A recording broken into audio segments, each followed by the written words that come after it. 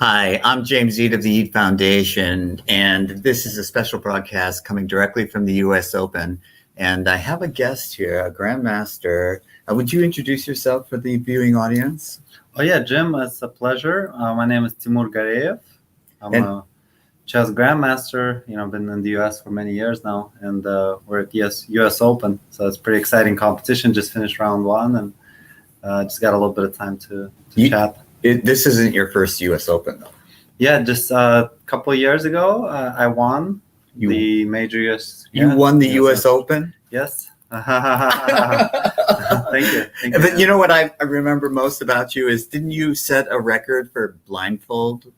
Yeah. Games? Blindfold chess. Yeah. What was it, like a number of games simultaneously? Yeah, exactly. Yeah. Okay. Exactly. So I played a simultaneous exhibition match on 48 boards. 48. Okay. So picture keeping your eyes closed and playing a game of chess by calling out the moves, and you just hear the moves in return, and you do that for one game. Do you think you can do that for one game? Timur did it for 48 games consecutive, simultaneously. Now, my brain hurts just thinking about it. And how did you feel afterwards? Did you feel drained, like exhausted, or did you feel like you were ready to keep going? Oh yeah, definitely. It's a hardcore task, as you would imagine. Yeah. Just a few days ago, I actually went up Europe's largest mountain, so Elbrus. It's 5,600 meters with no sleep the night prior. So I was like, actually, I might have set the record for the longest time anybody took to go up the mountain. It's not a sprint. It's a marathon. Yeah, well, as you go up the altitude, it takes a long time. So I sort of felt like, oh, maybe that was the toughest task I've ever accomplished. Maybe aside from the world record event, which took like 19 hours. 19 hours. You're still thinking about positions in your head. Yeah. You've got it, and not making mistakes, like not. Oh yeah, definitely made some mistakes. Definitely made some blunders.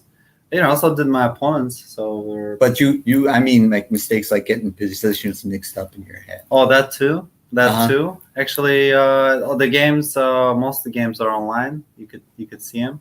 They're out there in the records, and the toughest one ended up being against the least experienced opponent, and she basically her moves made me second guess what the position was right off the bat. They weren't something that you were used to. Well, they were just strange configuration. They were just completely wrong moves, because she would play her knight that was move 3, I think, in the game, where my pawn can take the knight. And in response, having figured out the situation incorrectly, I assumed the situation was different. So just a move or two later, I put my knight where her pawn can take my knight, and she doesn't take it. Oh, then that's got so that totally messes with me. And you add another. If that was just the one game, maybe you could get yourself to get back to somehow some sort of reality. Right. But then after you come back to it, after you played another 47 moves on 47 other games, you were like, oh man, that's that confusing game. Oh my god. And you're just like, where's the pieces? Yeah, where are the pawns? And so, yeah, I can imagine. But this is an exercise in stamina as well, in concentration, the ability to focus and picture and visualize and all of that. And so climbing the tallest peak in Europe, that's also stamina. Oh yeah, and willpower. I would imagine you have to keep going. Oh yeah, telling yourself to big keep time. going. And big time. Yeah. Yes, it's actually it's I don't know if it's like my favorite sort of exercise, sort of concept. It's actually a very tough thing, because you're exposing yourself to high altitudes. You don't know the elements exactly how your body is going to respond. Right. So you're just hoping you're going to be able to get in like that physical shape that you normally used to, like just moving around. So I'm confident in my physical shape. Did you get any advice, like if someone told you to stay hydrated, make sure you're? Oh yeah, the basic advice, and the sun was burning, so you have to have I had 4 layers of that sunscreen I was putting in throughout the day. Yeah. But it's the altitude can mess with you, and you're not quite to the ozone layer, but you're way up there, right? Well, it's a different altitude. It's a different everything. Your experience is very different than being in land level. Well, yeah, definitely. Yeah. But by Asian standards, like 5,600 meters is no big deal. Actually, a few months prior, I climbed Kilimanjaro. Oh wow! Which is about that height, also 5,600 meters. I went up. Yeah. Actually, famous quest in Africa. Oh yeah. Yeah. The day prior. Good for you. The day prior, I had a just major headache. I was doing terrible. Yeah. And then just felt like, oh man, I'm alive. I can walk. It's like, okay, let's try and give this the very last push. Yeah. And then you start at night. You go in the middle of the night.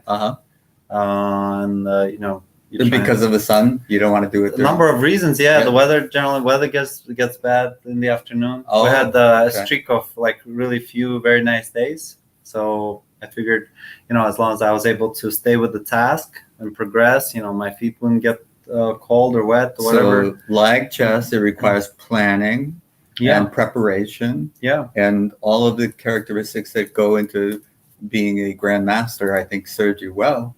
Yeah. Even though it's a physical activity that we're talking about. All throughout different stages. So you kind of know you got to, like develop your pieces, make sure you have all your ducks lined up. You want to have all your equipment.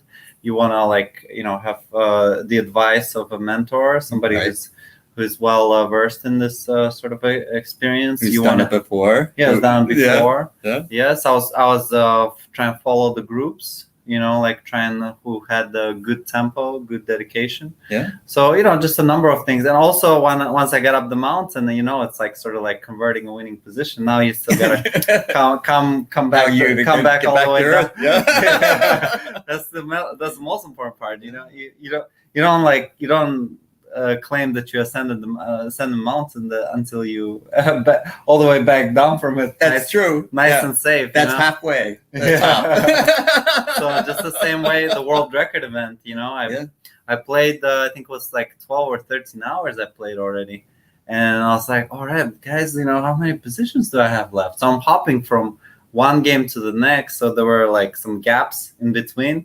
So at times I'll be like, oh, like what's the next game? It's like game 7, then it's like game like 11, on to next and next and next. And they were like, how many games are there left? And believe it or not, there were more than half of the games still running after 13 hours. And there were like a lot of them in like critical positions. Some were like totally unclear. I was like, geez, this is crazy. The players you're playing against are exhausted and you're still going. Well, they're too. So that's sort of the concept I get often I'd be asked, well, when are you going to go for the next record? And that would be the cool concept to develop for the next match, to make it make it like a big expo, a big convention where my world record event is happening. Then we have like a lot of side events happening. So just the same way I'm simultaneously doing things, like the players they play their move.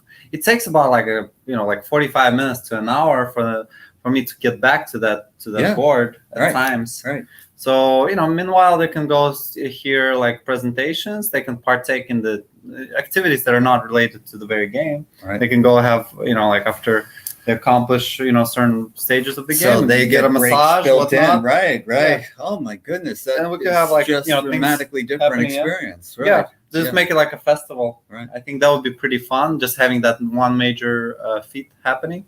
But then have a lot of side activities which really engage people. And you can get a little notice your move. It's your turn. And you exactly. Get back into the room. Exactly that. Yeah, you have a buzzer, and then the player comes back to it, plays the move. Then you can go relax, enjoy the game. Just not follow the game with any particular advice or suggestion, but just be social and partake. Well, that's why one of the reasons that the U.S. Open, the U.S. Chess Federation also has its delegates meeting, which is what I'm here is representing Northern California, and they put out together all these rules and regulations that make sure that these competitions are held and they're fair to everyone.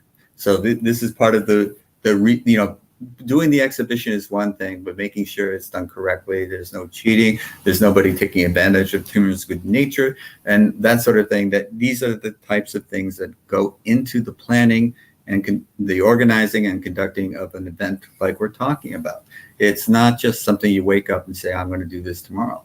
So a lot of thought goes into it and a lot of preparation on your part. And did you build up to 48? Did you start up? Oh yeah, definitely. Yeah, definitely. I would think it took a little while, and among like major events I did was a few like large simultaneous exhibition matches in California. One of the largest ones I've ever done was in Hawaii over the course of a chess camp. So to make it it's more tough job, but somebody's got to do it, right? Oh, yeah. Go to Hawaii. To make it easier on the kids, I made it sort of like I brought those in stages. So I would have like first 12 boards set up, and then I'll play like a bunch of moves there, get to like interesting positions where they can think about, take breaks, come back and play, and then I would roll out another 7 or 8 boards, and then by the within about 3 or 4 hours, everybody was partaking, everybody was sitting in and making moves, and that way we could reduce the time down from 27 boards would take 9 plus 9 10 like 10 hours 10 hours long time. So we kind of like reduced the waiting time, and it still took like probably about that, like 8 or 9 hours at least. But most people that are able to have the talent to produce an exhibition like that, they think about taking care of themselves and how the organizer is going to make it good for them. And Timur is talking about how to make it better for the kids. So I just want to point that out, that this is an attitude change, an attitude adjustment, that this is an event that he's not in it for himself. He's in it for others to enjoy as well. And setting a record doesn't hurt, and setting a record's a personal goal. I'm sure you want to accomplish that, but it's not just about that. It's not just about getting your name in a record book. Oh yeah, definitely. It's sort of like a larger concept. It's ultimately about a contribution to the chess world, and like the world like of creative, like memory feeds. Yes, it's there's just so many like. The longevity of effort, like sort of like marathon-like effort, sports, the mind sports, just so many things intertwined, like sort of magic, right? Because how the hell do you do that? Yeah, exactly. So it's a fascination. Yeah, exactly. And people, even if they don't play chess, they can be fascinated by that. Oh yeah, how can you do that? Yeah, It's an amazing accomplishment. But what it does is put chess in a different light than people normally put it into this little square hole. And you're saying, hey, wait, it's a big round hole, and that square is just one part of it. Oh yeah. So that's one of the main contributions. And I can remember a picture of you jumping out of an airplane with a chessboard. So you're tossing the chess salad in a new way. Yeah, that's the concept. Just innovation, trying something new, improving quality. Actually, just recently I organized a tournament. I think gradually I think I'll go for about another year competing in tournaments. It's fun, it's interesting, but ultimately it's quite time consuming. And if you're gonna wanna, I still have years and years ahead of me to progress and get sharp at certain activity, promote, create greater opportunities for the world. So, like if I do more chess, I want to be, like doing the best I can, right? So with the quality of competition, especially so, chess drawn a lot of technology, a lot of interest, and,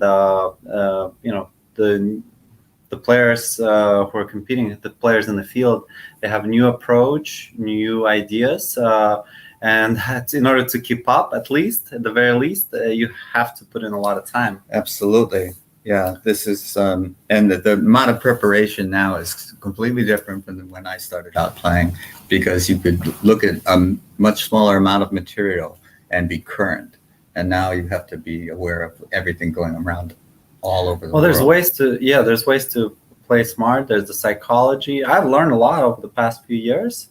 At first I started just sort of off like competing So it's a bit of an ego thing. I thought, okay, if I'm that good, I'm just gonna play tournaments and eventually get to the next goal, the next stage. Then I realized this, like, oh man, this is not easy. Right. This is like chess is pretty tough, you know. So you have to really invest the time, which was my original approach. I think so I became a grandmaster at 15 years old. It's not so impressive anymore. Well, I think about a month ago, there's a kid 12 from the US. Yeah, 12 years old. He's going to be here at this tournament. Magnus world record for the youngest. Sergei Karakin's record for the youngest ever. So that's pretty cool. Oh. Now, I think in terms of how many tournaments it took me to get to GM, I think it might have been like a dozen tournaments that I played to get my international master and my grandmaster titles. That's stunning. Yeah. So that happened within about 2.5 years. Anyone who gets the title has accomplished something, and if you get it young, it's even more impressive. And if you do it in that kind of time frame, then you think, okay, this guy's different. But what preceded the participation was a lot of study. Yes. So studying was a little bit preparation, different back then, right? But I worked chess base. I learned was like 11 or 12, and then just spent hours and hours with it. Now there's one thing that I would really love to do is just build a team, and I definitely have access to excellent players, like players of younger generation, players of who have the experience and that psychological edge. Like say last tournament that I just played World Cup recently, and it was a cool competition. It's the first time I ever competed in a World Cup, so I was like, oh man, I want to do well. That's actually I was quite fortunate. I played the National Open and World Open, which are super tough. Yeah, I had a chance. Those are grinds. I think I had a really good chance to win either one of those, but for a reason didn't really come through. Doing my very best. All right, so I had my lessons from it, and I sort of moved the chess pieces, got in the flow. I was like, oh man, this is fun. I'm playing all the strong players. Yeah, it's millisecond right away from nailing it. Yeah. So I was at the World Cup with this competitive structure. I was pretty excited to partake, and I connected with a friend of mine. He's a young grandmaster, and it's just so hardworking. He's just so good. Yeah, he had a spot in the World Cup, but for the reasons he wasn't able to take part. So he was excited to try and help me prepare and participate that way. That's teamwork. And what you mentioned, team competitions, those are some of the events that I remember best. Oh yeah, team tournaments are really amazing. Yeah. World Chess Olympiad would be one of them. Yes. But in terms of prep though, having those knowing your opponent, you start preparing your openings, the strategies.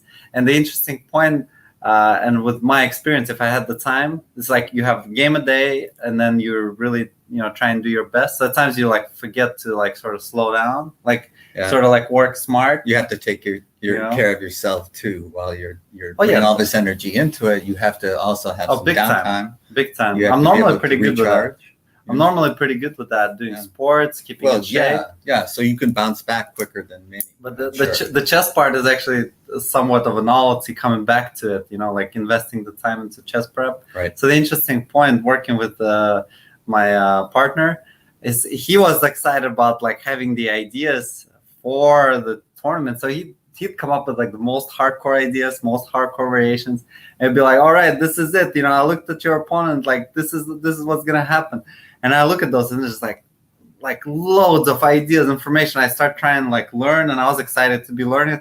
And then the opponent would be I'm playing pretty strong, high class players, and they'll be just play the one thing that we didn't look at. Of course, it's always inevitable. So in a way, if you're slow down, or all right, well, your opponent has time to prepare, and they're gonna look at it. You're walking into his line, and he's not walking into yours. A lot of the players, they actually I think they give me more credit for what I deserve in my work on chess. Uh-huh. So like, okay, this guy probably remembers everything. He's got all these crazy variations in his head. Yeah. If I worked on it, I probably would. Yeah, but you didn't. You don't. Yeah, I don't normally, right? So I'm like just looking at the very thing, and I'd be like, all right, I'm gonna play something else. I noticed a friend of yours is trying to come on, the Chessmaster Pro, but let's say we hi. We I don't don't know if it's got see. We don't see his video, so I'm not going to bring him on stage for the moment. Do you want me to? Yeah, or- let's try it. Let's Okay. try it for just a moment. All right, let's see if I can bring him. Let's try it for just a moment. If he's able, if he's ready, he might just be following and listening. Sergey, Ask him again. Sergey, слышно? Oh, да. Добрый день. I'm Sergey. Here to get on the screen at the same Yeah. time. Yeah. So I want to mention that we have a little time constraint because Timur is playing in the U.S. Open. That means he's got a round that's coming up very soon. Yeah, in about 15 minutes. Right. So Sergey, we'd like to. I just do a little intro. If you say hi, we just test the audio. Maybe you say a couple words. And if you can start your camera, that would be great. But if you can't, we'll just listen to you tell us about yourself.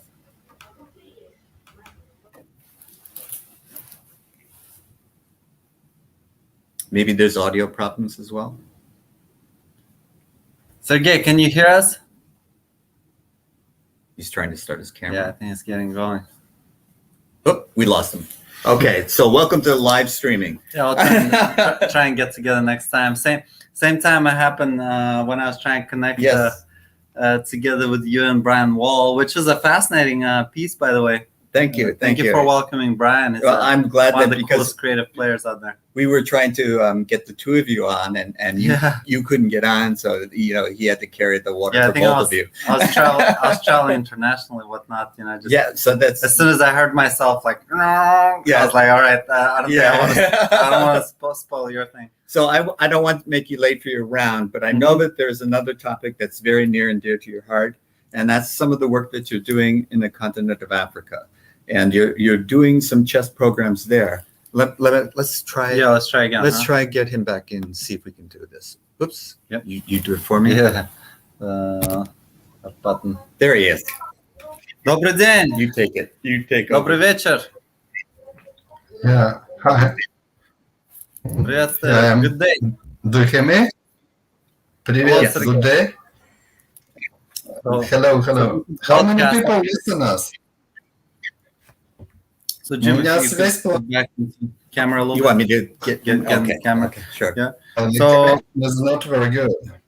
So Sergey, I put you on the spot a little bit, and this is the program that Jim runs, and it does interesting interviews with chess players around the world, chess players, organizers, anybody who would like to contribute. So I'll only have like another 5 minutes of the time, as part of this interview, and we'll share this piece with the audience and to sort of build on it. I'll introduce Sergey. He's a leader of Chessmaster Pro, which is our project we're working on. I'm trying to contribute and help develop this. In a way, this is a program that helps players work on the thematic positions, which there's a number of them, which are most relevant to your success in the game. This is part of like opening, middle game, end game strategies. So like in a way that like Neo sits down in the Matrix and it's like, okay, I need to like learn how to fly a helicopter. So this skill is, I want to learn how to play chess. You connect this into your ear, and then Did you take the blue pill or the red pill? 10 seconds later, you have all that information in your mind. Well, 10 years later, after learning the 40,000 positions via Chessmaster Pro, you're able to solve those puzzles daily and then progress and get better. Well, conceptually, this makes a lot of sense. People have different learning styles, but this is a learning style that I think cuts a broad swath throughout. Most people can learn this way. So I think it's intellectually, the concept of it is intellectually appealing to me. Oh, yeah, definitely. Yeah. Definitely. Sergey, please. Maybe Yeah, he's having some audio problems. It's okay. We can see you, Thing and is, what you we'll can do, learn this faster. we'll record the episode, and I'll send you a link to it so that you can see Yeah. it. But Timur is singing Yeah. your praise. So this model that is Chess Master Pro.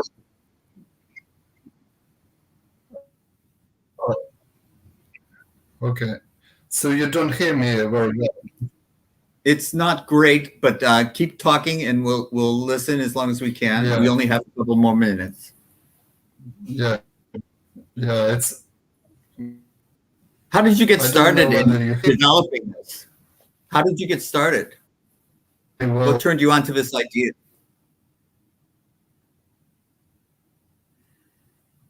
Okay, it's just not working.